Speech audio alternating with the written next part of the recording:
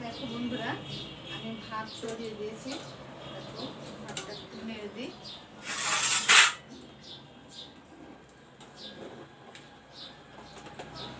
আমি একটু আগে চড়ালাম।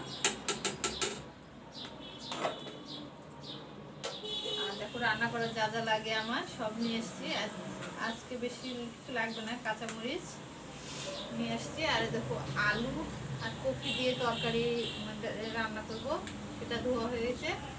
আর ধনেপাতাটা বাটবো, কিছু তরকারি দেবো। আর এখানে আছে এই দেখো রসুন আর কাঁচামরিচ, সেটা ধনেপাতা বাটার পর চাটতে দেবো।